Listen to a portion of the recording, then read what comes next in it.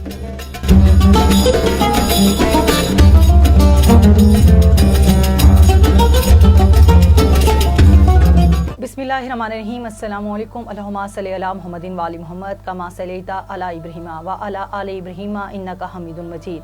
अल्लाहुम्मा बारिक अला मुहम्मदिन व अला आलि मुहम्मदिन कमा बारकता अला इब्राहीम व अला आलि इब्राहीम इन्नका हमीदुन मजीद। नाज़रीन, मैं हूँ आपकी मेज़बान अनम नकवी सफ़र इस्लाम के साथ, और आज हम बात करेंगे वालिदैन के हुकूक़ के हवाले से। वालिदैन से हुस्न सलूक का इस्लाम में जो एहसास करार दिया है, और इस्लाम की एहसास इस बुनियाद पर है कि वालिदैन के साथ प्यार, मोहब्बत और शफ़क़त का दर्स भी दिया और एहतराम का हुक्म भी दिया गया है। वालिदैन जो अपनी ज़िंदगियों को, अपनी जवानी को अपनी औलाद की खातिर, उनकी ज़िंदगियों को बनाने की खातिर तेख देते हैं। वालिदैन जो कि अपनी औलाद के लिए हर मुशक्क़त और ज़िंदगी में जो भी मामलात आते हैं, मुश्किलात आती हैं, उनसे खुशी खुशी नबर्द आज़मा होते हैं, और औलाद की खुशी के लिए, सुकून के लिए, तालीम और तरबियत के लिए अपनी जवानी को बुढ़ापे तक लेके जाते हैं।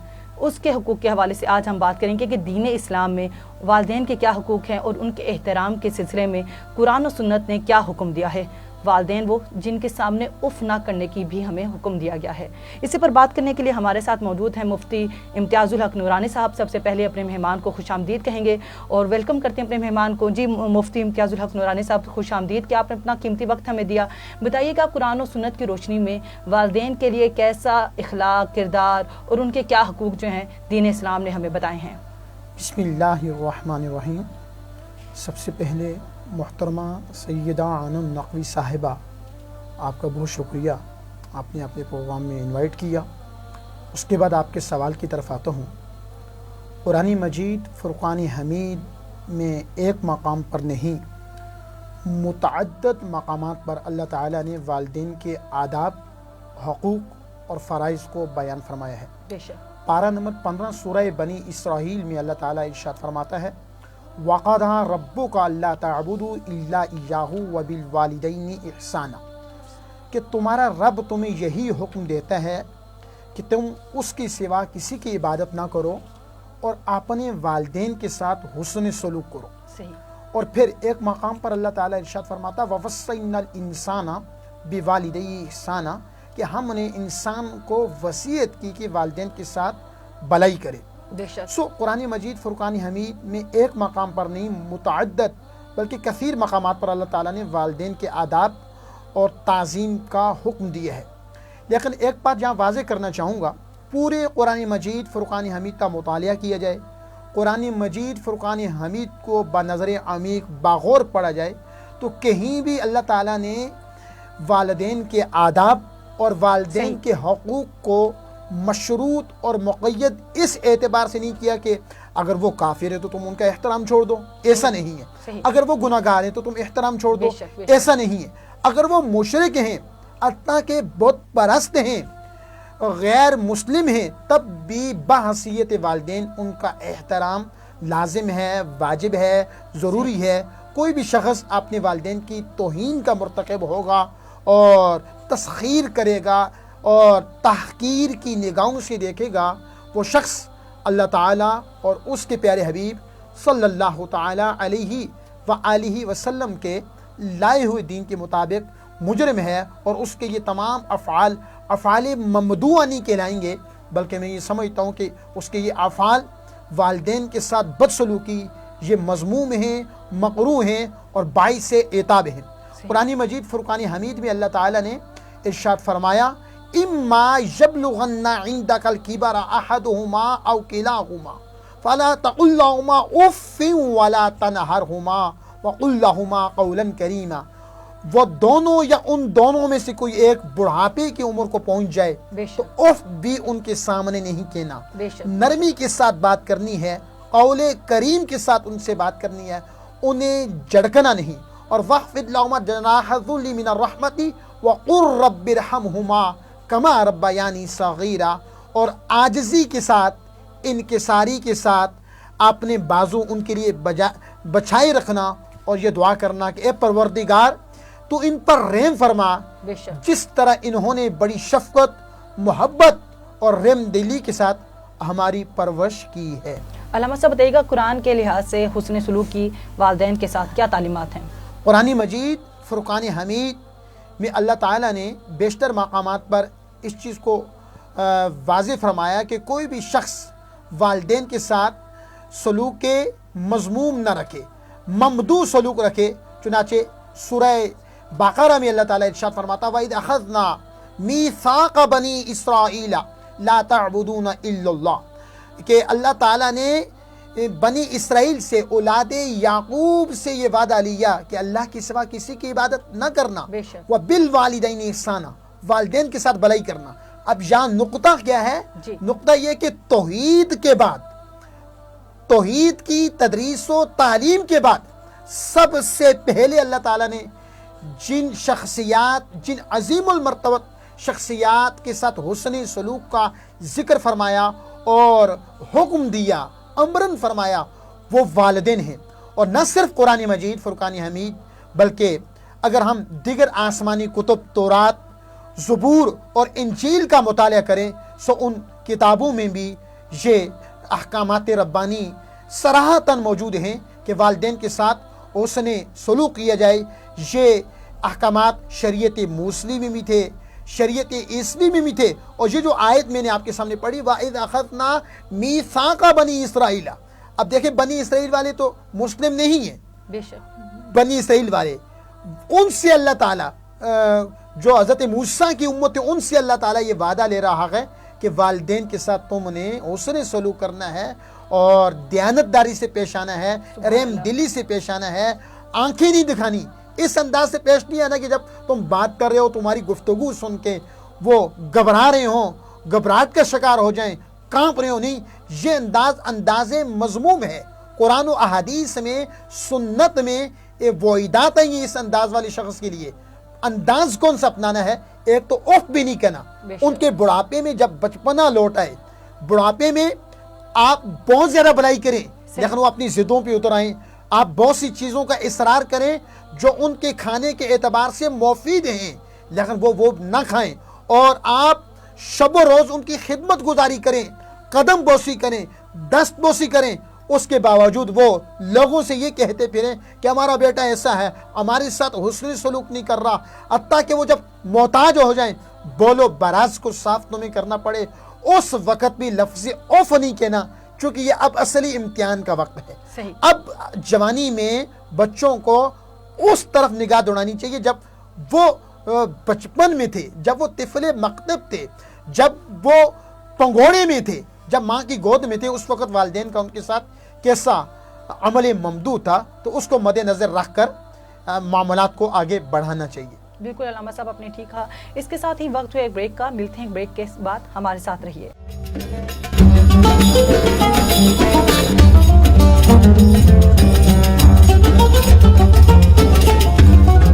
خوش آمدید، آگے سلسلے کو بڑھائیں اور آگے آپ کو بتائیں۔ علامہ صاحب بتائیے گا کہ شرعی اعتبار سے جو اولاد جو اپنے والدین کی فرما برداری کرتی ہے اس کے لیے کیا انعامات ہیں؟ جو اولاد اپنے ماں باپ کی اطاعت کرتی ہے اور ان کے تمام شرعی تقاضوں کے مطابق آداب کو بجا لاتی ہے، صحیح، تو ایسی اولاد کو اللہ تعالیٰ ایک بڑے انعام سے جنت کی صورت میں نوازے گا، اللہ تعالیٰ ان کو جنت میں داخل فرمائے گا۔ والدین کے ساتھ حسن سلوک احادیث سے متواترہ سے ثابت ہے، جہاد سے بہتر ہے، حج سے بہتر ہے۔ اللہ کے پیارے حبیب سید الانبیاء صلی اللہ علیہ وآلہ وسلم نے ارشاد فرمایا کہ جو شخص مسکرا کے محبت کے ساتھ، محبت بری نگاہوں سے اپنے والدین کو ایک بار دیکھے گا، سبحان اللہ، اللہ تعالیٰ اس کو ایک مقبول حج کا ثواب عطا فرمائے گا۔ سبحان اللہ۔ تو صحابی رسول نے کہا کوئی زیادہ بار دیکھے تو رحمت کونین، جان کائنات، وجہ تخلیق کائنات حضرت محمد رسول اللہ صلی اللہ علیہ وآلہ وسلم نے ارشاد فرمایا، اللہ تعالیٰ اگر کوئی شخص 100 بار محبت کے ساتھ اپنے ماں باپ کو دیکھتا ہے تو 100 حج مقبول کے ثواب سے اس کو نوازے گا۔ تو اس سے آپ اندازہ لگا سکتے ہیں کہ، اور پھر ماں کے قدموں کے نیچے اللہ تعالیٰ نے جنت کو رکھ دیا۔ آقا دو جان صلی اللہ علیہ وسلم نے فرمایا کہ اللہ نے جنت کو ماں کے قدموں کے نیچے رکھ دیا، اور والدین میں بھی بالخصوص احادیث جو ہمیں بتا رہی ہیں، ماں کا حق 3 گنا زیادہ ہے باپ سے۔ اس پہ بھی حدیث پاک پڑھنے لگا ہوں۔ ایک شخص آیا اور آ کے عرض کرنے لگا، یا رسول اللہ میرے حسن سلوک کا سب سے زیادہ حقدار کون ہے؟ اللہ کے پیارے حبیب صلی اللہ علیہ وآلہ وسلم نے فرمایا، امو کا، تیری ماں۔ اس نے کہا ثم من، پھر کون؟ نبی کریم رؤوف رحیم صلی اللہ علیہ وآلہ وسلم نے ارشاد فرمایا قال امو کا، پھر تیری ماں. اس نے تیسری بار عرض کیا پھر کون؟ ثم من، پھر کون؟ حضور نے فرمایا امو کا، پھر تیری ماں.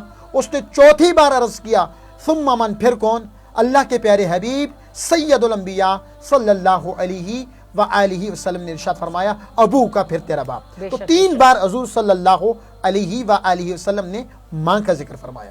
بالکل ایسے ہے. علامہ صاحب بتائیے گا وہ کون سا واقعہ ہے جو صحابی تھے جن کو ماں کی نافرمانی کرنے پر جلانے کا حکم دیا گیا اور لکڑی کو جمع کرنے کا بھی کہا گیا؟ محترمہ انم نقوی صاحبہ، وہ صحابی حضرت علقمہ رضی اللہ عنہ ہیں. حضرت علقمہ رضی اللہ عنہ صحابی رسول ہے، اور صحابی عملوں سے بنا نہیں بنتا. صحابی کے لیے لازم ہے کہ زندگی میں ایمان کی حالت میں رسول اللہ کو دیکھا ہو اور خاتمہ بھی ایمان پر ہوا ہو. دنیا کے غوث کتب ابدال جمع ہو جائیں، صحابی کی درجے کو نہیں پہنچ سکتے.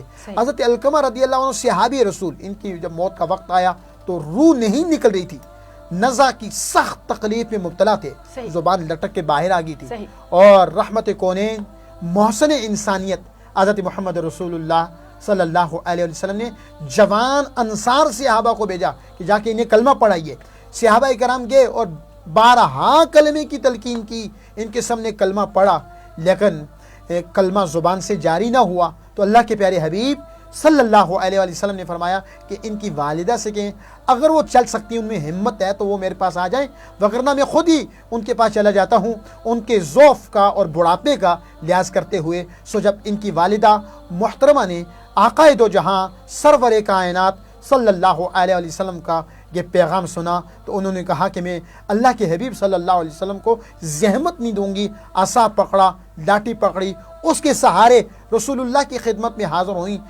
تو حضور نے پوچھا تیرا بیٹا کیسا تھا؟ اس نے کہا وہ نمازیں بھی پڑھا کرتا تھا، حج بھی اس نے کیا تھا، صدقہ و خیرات بھی کیا کرتا تھا، صوم و صلات کا پابند تھا. حضور نے پوچھا بتاؤ وہ آپ کے ساتھ کیسا تھا، کیسا سلوک تھا آپ کے ساتھ؟ اس نے کہا یا رسول اللہ صلی اللہ علیہ وسلم وہ میرے ساتھ اچھا نہیں تھا، مذموم رویے سے میرے ساتھ پیش آتا تھا. سو جب حضرت علقمہ کی والدہ کے یہ کلمات اللہ کے پیارے حبیب جانی کائنات صلی اللہ علیہ وآلہ وسلم نے سنے تو آپ صلی اللہ علیہ وسلم نے صحابہ کرام سے کہا کہ تم لوگ لکڑی کو جمع کرو، چونکہ جو ماں کا نافرمان ہو اسے دفنایا نہیں جاتا بلکہ جلایا جاتا ہے، تاکہ دنیا والوں کو پتہ چلے کہ شخص نے ماں کی نافرمانی کی تھی، آج جو ہے لکڑیاں جمع کر کے اس کو زندہ جلا دیا گیا. سو جب اس کی والدہ نے، حضرت علقمہ کی والدہ نے سنا، انہوں نے کہا میرا لخت جگر، میرے جگر کا ٹکڑا، میرا جگر گوشہ یا رسول اللہ میری آنکھوں کے سامنے جل جائے تو میں کیسے برداشت کروں گی؟ اب ماں کی ممتا ہوتی ہے تو وہ برداشت نہ کر سکی. تو حضور نے کہا پھر معاف کر دو. انہوں نے کہا یا رسول اللہ آپ گواہ ہو جائیں میں نے معاف کر دیا ہے. رسول اللہ نے دوبارہ اپنے صحابہ کو بھیجا کہ دیکھتے ہیں کہ ان کی زبان پہ کلمہ جاری ہو چکے. بالکل ایسے ہی، سبحان اللہ.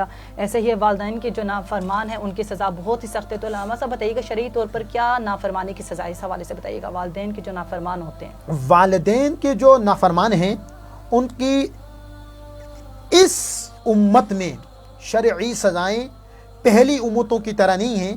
تورات، زبور، انجیل کا مطالعہ کریں تو پہلی امتوں میں واضح طور پہ یہ احکامات موجود تھے اور انہیں ان احکامات ربانی کا پابند بنایا گیا تھا کہ والدین کے نافرمان کو قتل کر دیا جائے، وہ واجب القتل تھا. لیکن اس امت میں ان سزاؤں میں تخفیف کر دی گئی ہے دنیا میں. البتہ آخرت میں اللہ تعالیٰ ایسے شخص کو دوزخ میں داخل فرمائے گا اور عذاب دے گا، اور شدید عذاب علیم دے گا. جو شخص دنیا میں اپنے ماں باپ کو جھڑکتا تھا، مذموم اور مغرور رویے سے پیش آتا تھا. نبی کریم صلی اللہ علیہ وسلم کا فرمان ہے کہ آدمی پر سب سے زیادہ حق اس کی ماں کا ہے. اور ایک حدیث پاک میں آتا ہے کہ نبی کریم صلی اللہ علیہ وسلم نے، اب حضور صلی اللہ علیہ وسلم نے دشمنوں کو بھی دعا دی، آپ نے دشمنوں کو بھی، لیکن والدین کے نافرمان کے لیے حدیث مصطفیٰ میں واضح بد دعا، دعائے ضرر موجود ہے. میں بد دعا کا لفظ بھی واپس لوں گا، دعائے ضرر موجود ہے. وہ کیسے؟ نبی کریم صلی اللہ علیہ وسلم نے ممبر کی پہلی سیڑھی پہ قدم رکھا اور فرمایا آمین، پھر دوسری سیڑھی پہ قدم رکھا، پھر فرمایا آمین، پھر تیسری سیڑھی پہ قدم رکھا، پھر فرمایا آمین. جمعہ کا خطبہ ختم ہوا، نماز جمعہ پڑھی گی. بعد از نماز جمعہ صحابہ کرام نے پوچھا یا رسول اللہ آج خلاف معمول ہم نے دیکھا، آپ نے ممبر کی پہلی سیڑھی پہ قدم رکھا، پھر فرمایا آمین، دوسری بھی رکھا پھر فرمایا آمین، اور تیسری سیڑھی پہ قدم رکھا پھر فرمایا آمین۔ تو یہ کیا وجہ تھی؟ تو اللہ کے پیارے حبیب سید الانبیاء صلی اللہ علیہ وآلہ وسلم نے ارشاد فرمایا، میں نے ممبر کی پہلی سیڑھی پہ قدم رکھا، جبرائیل امین آگے، انہوں نے کہا یا رسول اللہ وہ شخص ہلاک ہو جس نے آپ کا نام سنا اور آپ پہ درود نہ پڑا۔ میں نے کہا آمین۔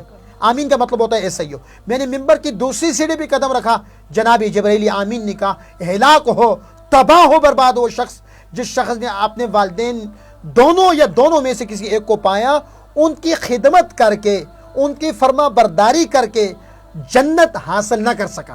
تو میں نے کہا آمین۔ میں نے تیسری سیڑھی پہ قدم رکھا، جبرائیل آمین نے کہا ہلاک ہو وہ شخص جس نے رمضان المبارک کا ماہ مبارک پایا اور وہ اپنی بخشش نہ کروا سکا۔ تو میں نے کہا آمین، یعنی ایسا ہی ہو۔ صحیح۔ علامہ صاحب بتائیے گا یہاں پر کہ ماں باپ کے مرنے کے بعد ان کی فرما برداری کس طرح سے کی جا سکتی ہے؟ دین اسلام میں کس طرح حکم دیا گیا اس حوالے سے بتائیے گا۔ والدین کے وصال کے بعد اور وفات کے بعد اگر کوئی شخص زندگی میں ماں باپ کی نافرمانی کرتا رہا یا نافرمانی نہیں اس نے سلوک بھی کرتا رہا، تو میں یہ سمجھتا ہوں کہ بہترین طریقہ تحائف انہیں دیے جائیں۔ اب تحائف یہ ایسے نہیں کہ جیسے ہم لوگ ایک دوسرے کو دیتے ہیں تحفوں کا تبادلہ ہوتا ہے، ایسے نہیں۔ اب ان کو کون سے تحائف دیے جائیں گے؟ ایصال ثواب کے، قرآن پڑھ کے انہیں ایصال ثواب کر لے، درود شریف اور مختلف اوراد و وظائف پڑھ کے، قرآنی مختلف صورتیں پڑھ کے ایصال ثواب کرتا رہے، ان کے لیے بخشش و مغفرت کی دعائیں کرتا رہے۔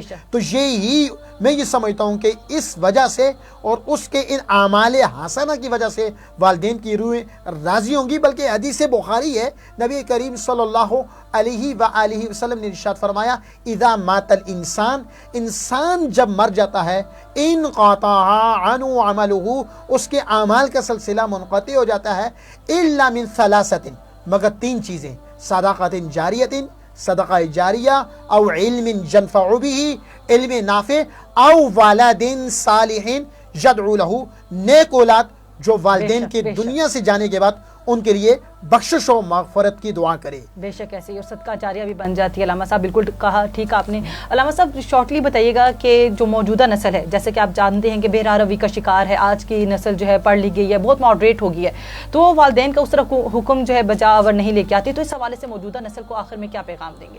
میرا عصر حاضر کے جو نوجوان ہیں ان کے نام یہ پیغام ہے کہ یہ چند روزہ زندگی ہے، یہاں نہ چل سر کو اٹھا اٹھا کر۔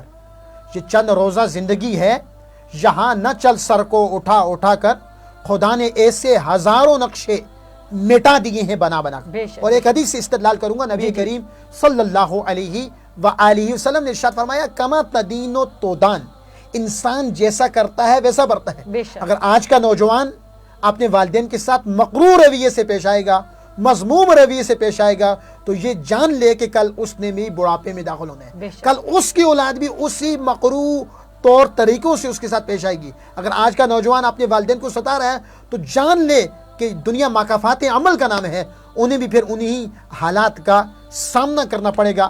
انسان کو ہر صورت میں عاجزی اور انکساری اختیار کرنی چاہیے۔ اللہ کے پیارے حبیب صلی اللہ علیہ وسلم معراج پر بھی عاجزی کا تحفہ اللہ کی بارگاہ میں لے کر گئے۔ میں حضرت پیر سید نصیر الدین نصیر گیلانی رحمۃ اللہ علیہ کہ ان اشعار کے ساتھ اپنی گفتگو کو ختم کرتا ہوں کہ اتنا نہ اکڑ نہ اتنے جذبات میرے، اتنا نہ اکڑ نہ اتنے جذبات میرے، حد سے نہ نکل دائرہ ذات میرے، ایک قطرہ ناپاک نسب ہے تیرا، اوقات یہی ہے تیری اوقات میرے۔ سبحان اللہ سبحان اللہ۔ اس کے ساتھ ہی ہمارے پروگرام کا وقت بھی اختتام پذیر ہوا جاتا ہے۔ جیسے کہ علامہ صاحب نے بھی فرمایا اور دین اسلام میں بھی ہے کہ کچھ اولادیں ایسی ہوتی ہیں کہ جو والدین کی زندگی میں ان کی فرما بدار ہوتی ہیں، لیکن کچھ اولادیں ایسی ہوتی ہیں کہ جو ان کی زندگی میں تو نافرمان ہوتی ہے لیکن ان کے مرنے کے بعد ان کی فرما بدار ہو جاتی ہیں۔ لیکن اس سے کیا مراد ہوا؟ اس سے مراد یہ ہوا کہ جو فرما بدار ہوتی ہیں ان کی زندگی میں ان سے حسن سلوک کرتی ہیں، لیکن ان کے مرنے کے بعد ان کے لیے کوئی توشہ آخرت، ان کی مغفرت کے لیے دعا، ان کے لیے ہدیہ نماز یا ان کے لیے صدقہ جاریہ نہیں کرتے تو وہ نافرمان ہو جاتے ہیں۔ اور جو اولاد ماں باپ کی زندگی میں نافرمان رہے ہوں لیکن ان کے مرنے کے بعد ان کے لیے صدقہ جاریہ کا سبب بنے، ان کی مغفرت کی دعا کریں، وہ ان کے فرما بردار ہو جاتے ہیں۔ اس کے ساتھ ہی آخر میں یہ بات ضرور کہوں گی کہ ماں باپ کی قبر بھی دعا دیتی ہے۔ جب بھی زندگی میں کوئی مشکل پیش آئے آپ کو چاہیے کہ اپنے ماں باپ کی قبر پر جائیں، ان کے وسیلے سے دعا کریں اور بارگاہ الہی میں مغفرت بھی پیش کریں اور اپنے گناہوں کی پشیمانی کا اظہار کریں کریں، یقیناً آپ کی دعا آپ کے والدین کے صدقے ضرور قبول ہوگی۔ اس کے ساتھ ہی اپنی میزبان انم نقوی کو دیجیے اجازت۔ اللہ حافظ۔